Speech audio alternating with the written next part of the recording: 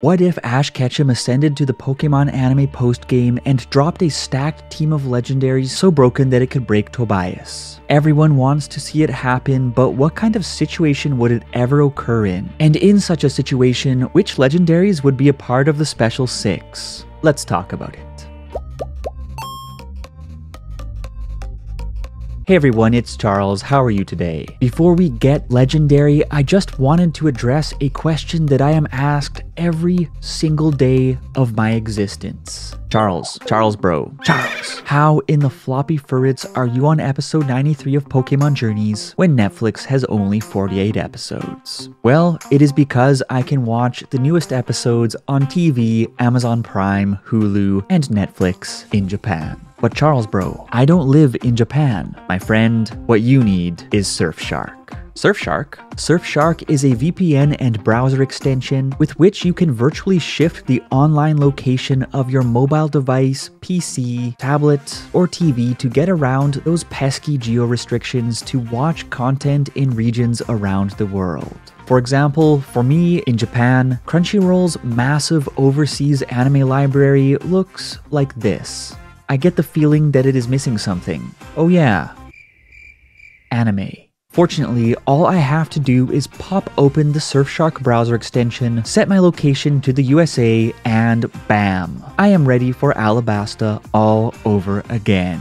Furthermore, Surfshark masks your online activity to protect your privacy, leaving trackers and hackers to dance the Baka Bakata. And it is just so easy to use and super affordable, not to mention that they even have a special offer for Charu viewers. Just click the link in the description, type in the code Charu, and you will get 83% off of your Surfshark subscription, plus an extra 3 months for free. Anywho, thank you to Surfshark for sponsoring today's video, for making our lives as international anime viewers so much better. And with that, it is legendary time. So drop a surfing shark on that like button for the YouTube algorithm, and let's jump right in.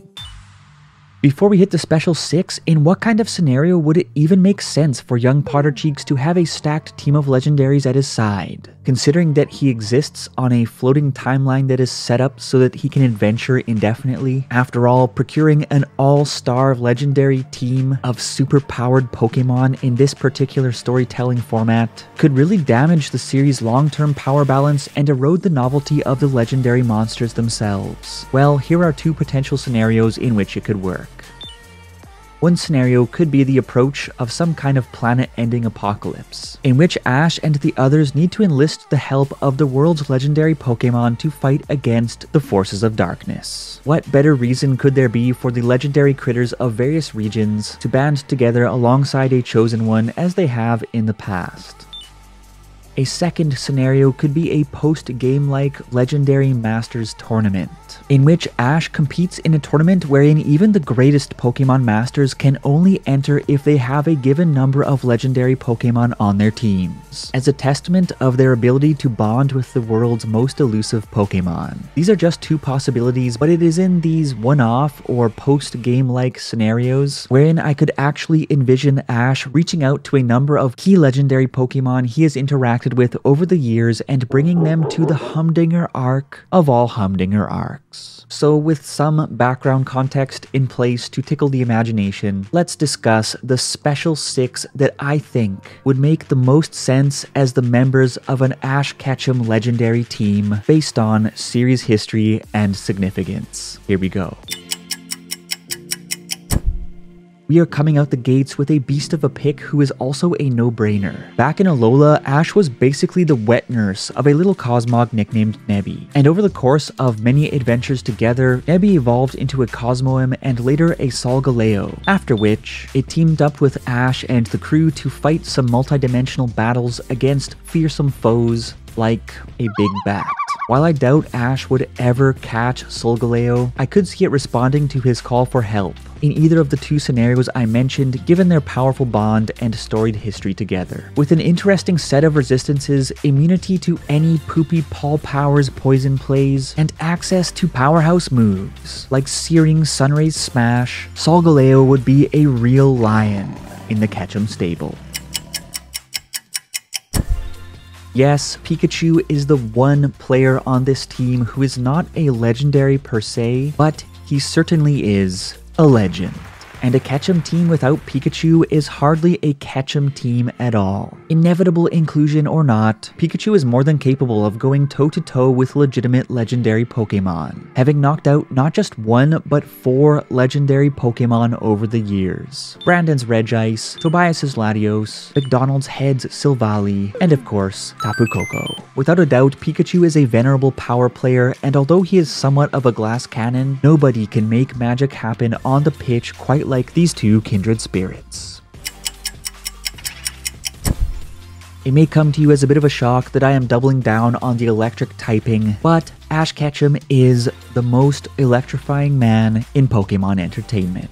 And given the respect he earned from Tapu Koko in Alola, I don't doubt that it could temporarily join him to drop a big old Guardian of Alola on any unsuspecting broken Darkrais out there. And aside from when Ash had his dad steamroll Hodge's Haritayama in the Hoenn Battle Frontier Flute Cup, we haven't really seen him get into it with the Fairy Fire power. So Tapu Koko would be a great pick with which to break the ice with Steel Wing.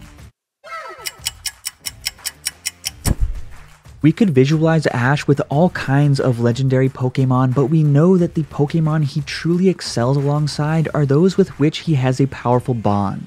Azelf is another one of these Pokemon, having established contact with Ash both spiritually and in the dream world before they even met. Azelf chose to link up with Ash because of his determination to protect Pokemon, and the two went on to forge a powerful connection through which they saved the world from the boys and babyface Grindelwald in the Diamond and Pearl saga. With Azelf back in action in the Pokemon Legends Arceus special on Japanese Amazon Prime, memories of Ash's bond with the little fellow have come flooding back into the fandom. Azelf may seem like a strange play in the context of the team, but it does have a huge pool of moves alongside wicked speed and stopping power that could see it step in to sweep a threat or two off the board in the late game.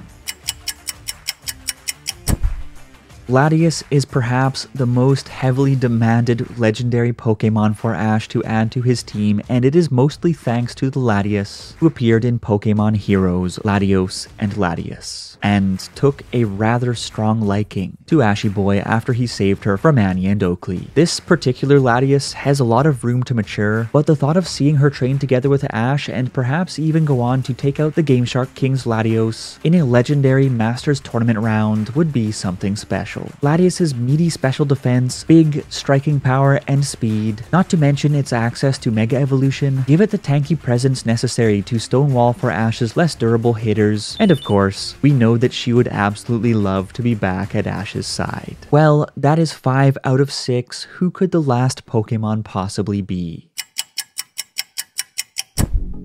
When it comes to legendary Pokemon, there will always be one with particular significance in the life of Ash Ketchum. Of course, I am talking about none other than the first legendary Pokemon to ever reveal itself in the Pokemon anime, Ho-Oh. Ho-Oh first emerged in episode 1 as a mysterious, mystical being on the horizon, calling Ash to adventure as if it were the embodiment of his dreams waiting to be chased across the lands far and wide. And Ho-Oh carries such symbolic weight in the context of Ash's journey that I really do doubt that he would ever acquire it or fight alongside it unless he was truly in the end game of his journey. But it would be truly fitting to see both the first and last chapters of Ash's adventure bookended by such a legendary alliance. And beyond the obvious poetry of such an alliance, Ho-Oh would serve as an offensive and defensive linchpin in Ash's team, covering many of the weak points of its other members. I've always loved Ho-Oh as one of my favorite legendary Pokemon of all time, and seeing it fight alongside one of my childhood heroes at long last would be something truly special.